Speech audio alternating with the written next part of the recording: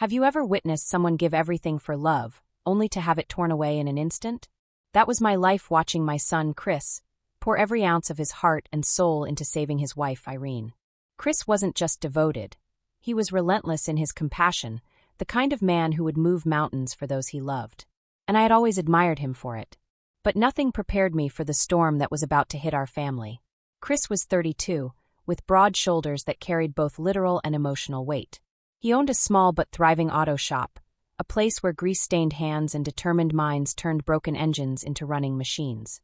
He had always been methodical, careful with his money, and devoted to family. When he met Irene, a woman whose charm and grace seemed to light up any room, I admit I was cautiously optimistic. She was beautiful, elegant, and polite, with a soft laugh that echoed like music. Yet there was something in her gaze that made me pause, a flicker, subtle and hard to define, that suggested ambition ran deeper than affection. But Chris, blinded by love, saw only her light. Our family home was small but warm, filled with the smells of home-cooked meals and the faint scent of Chris's oil-stained jackets hanging in the laundry. On quiet evenings, I'd watch him pacing, sometimes muttering to himself as he reviewed his day at the shop, plotting the next steps for his future. It was a life of steady routine, punctuated by joy, laughter, and, as I soon learned, vulnerability. The first sign of upheaval came unexpectedly. Irene collapsed one evening, pale and trembling. The hospital confirmed our worst fear, cancer. At that moment, Chris's world shifted. I watched him make decisions that left me both proud and terrified. He sold our family home, closed his auto shop, and withdrew every dollar he had saved over the years, over $30,000, to pay for her treatment. "Mom," he said quietly, gripping my hands, "I can't lose her. I won't." His eyes were unwavering, filled with love and determination that made me want to cry. And so began the journey that would define our family for the months to come. Hospital visits became our routine, nights stretched into early mornings, and every hopeful test result carried with it the weight of life and death. Chris never wavered. He spent sleepless nights by Irene's side, whispering encouragement and promises, holding her hand as if letting go would mean losing everything he had ever believed in. Yet even as I watched this remarkable devotion unfold, a quiet unease gnawed at me. Something didn't fully align, small inconsistencies, fleeting expressions, moments of hesitation. But in the face of illness, who could question hope?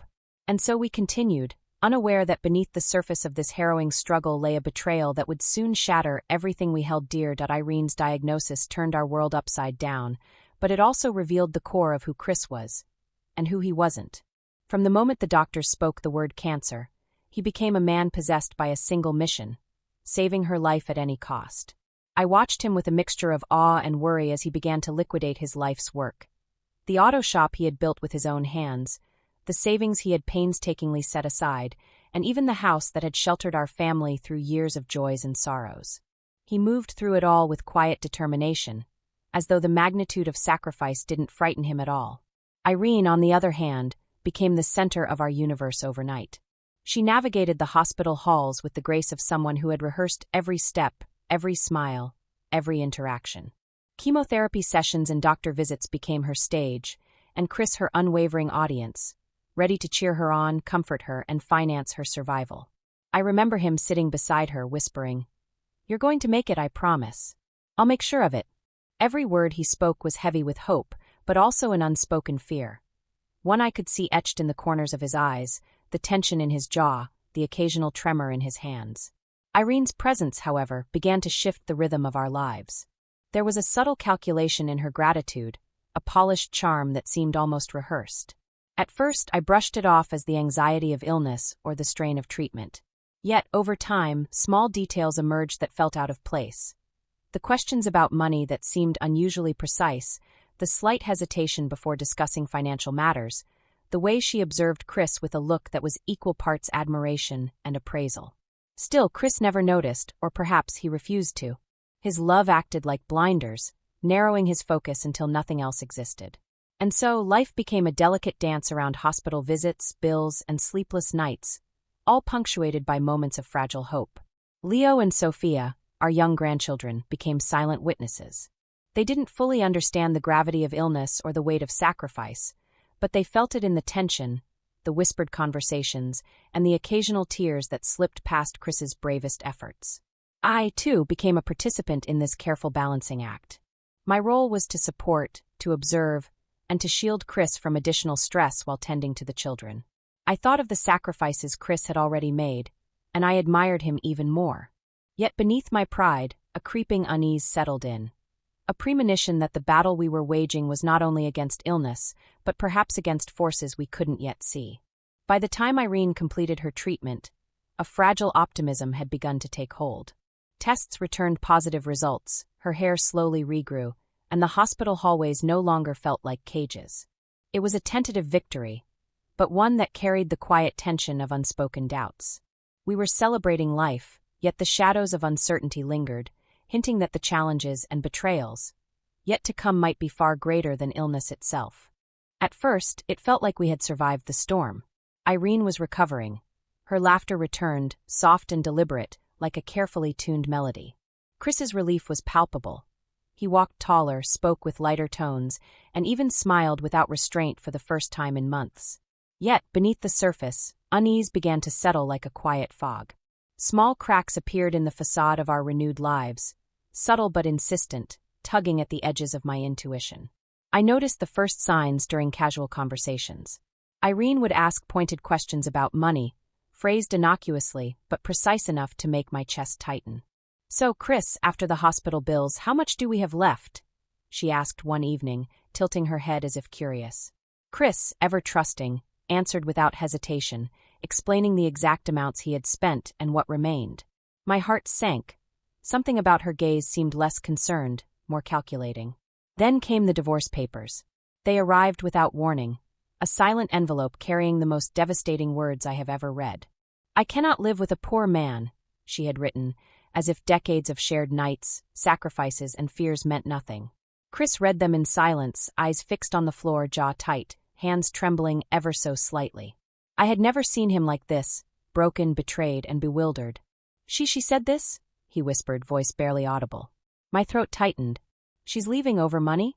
The shock was compounded by a strange, unsettling calm in Irene. She spoke as though she had rehearsed the moment, delivering her words with the precision of someone who had already planned the next steps. Her charm, once disarming, now felt like armor, a shield hiding motives we were only beginning to suspect. I watched Chris struggle to reconcile the woman he had loved with the person in front of him, and I knew that the cracks I had sensed were now widening into chasms. It was then that Phillip arrived, a stranger at our door with eyes sharp and urgent.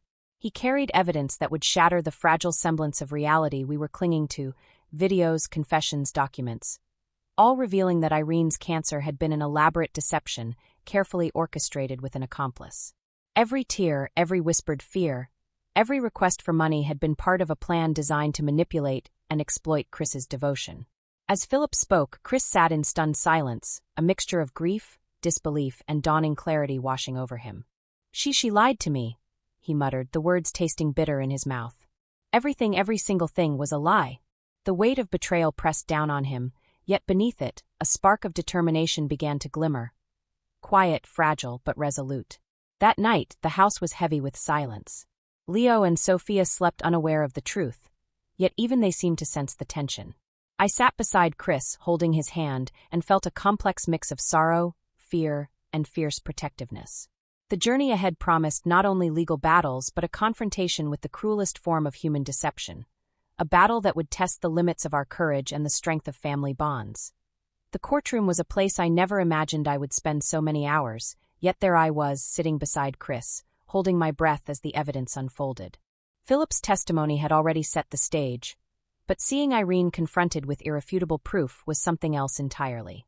The video recordings showed her rehearsing conversations about Chris's finances, planning the timing of hospital visits, and discussing the manipulation of his emotions with cold precision. Each frame felt like a knife twisting deeper into our trust and memories. Chris testified with a quiet strength that surprised me. His voice, though trembling at first, grew steadier with every sentence. "I gave her everything I had, my home, my business, my savings. Every sacrifice was for her life. And she used it all as if it were nothing," he said, the words slicing through the sterile courtroom air. There was no anger in his tone, only a raw, painful honesty that made even the judge lean forward in attention. Irene's composure faltered. The confidence she had carried so effortlessly was gone, replaced by a flicker of panic and disbelief. She tried to explain, to twist the narrative, but the evidence was overwhelming. Phillip's detailed account corroborated every suspicion we had quietly harbored. It was impossible to deny. The illness had been fabricated, a cruel scam designed to strip Chris of everything he owned. Watching Chris absorb the truth was harrowing. For a moment, I saw him collapse inwardly, the betrayal pressing down like a weight too heavy to bear. "I can't believe I didn't see it," he murmured later, voice hollow, eyes staring at the floor. Yet beneath that devastation, I saw something else, a steely determination that refused to be crushed. The pain was undeniable, but so was his resolve to protect Leo and Sophia, to reclaim a sense of justice for himself and his family. The court ruled in our favor. Irene was held accountable for her actions, her accomplice exposed, and measures put in place to secure the children's future. Relief swept through the room, mingled with exhaustion and lingering sorrow. Chris slumped back in his chair, shoulders heavy but his gaze finally clearing, as though the fog of betrayal had lifted just enough to see a path forward. After the trial, in the quiet of our living room, Chris finally spoke freely. "Mom," he said, voice barely above a whisper. "I loved her. I trusted her completely. And she threw it all away. But I still have them. I still have our family." He gestured toward Leo and Sophia, asleep upstairs, unaware of the nightmare they had narrowly escaped. I placed a hand on his shoulder, feeling the pulse of life, resilience, and determination. "You didn't lose everything, Chris. You've protected what matters most. That's more than many could ever hope for." In that moment, I realized the truth. The betrayal had been devastating, yes, but it had also revealed a depth of courage, love, and integrity that no deception could erase. We had faced the cruelest form of human manipulation, yet emerged not broken, but awakened, aware that even in the darkest moments, strength, love, and truth could guide us forward. The path ahead was still uncertain, but we would walk it together unafraid. In the months that followed the court case, life slowly began to settle into a new rhythm. Chris reopened his auto shop, taking careful, deliberate steps to rebuild what had been lost, not just financially but emotionally.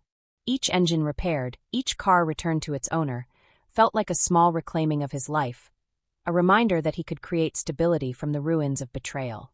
The children, Leo and Sophia, thrived in this renewed environment, blissfully unaware of the deceit that had nearly upended their world. Their laughter became a soundtrack of healing, echoing through the house and filling spaces that had once been heavy with doubt and sorrow. For Chris, the journey of recovery was as much about reclaiming trust in himself as it was about rebuilding the family.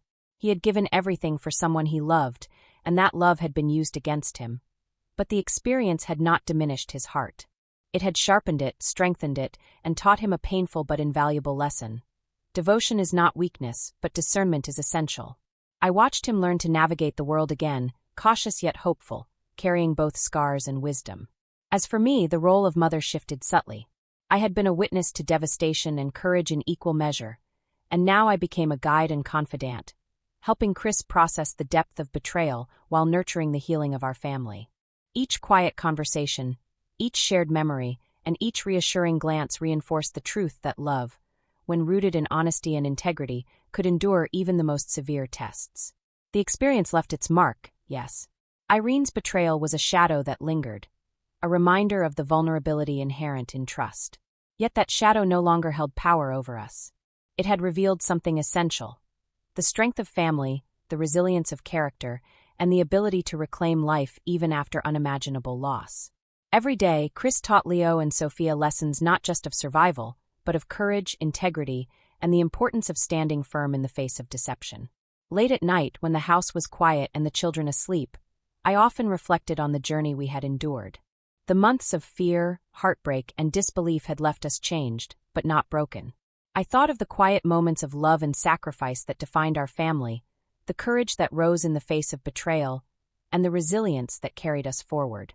In those reflections, I found hope, a hope rooted not in perfection, but in the unwavering strength of human spirit and familial bonds. Our story did not end with the pain inflicted upon us. It continued in the quiet victories, the reclaimed dreams, and the steady heartbeat of a family that refused to be defeated. Betrayal had tested us, yes, but it also revealed the depth of our courage, the power of truth, and the enduring love that binds us together. And in that, I found a profound certainty. No matter how dark the storm, resilience, justice, and family could guide us toward the light.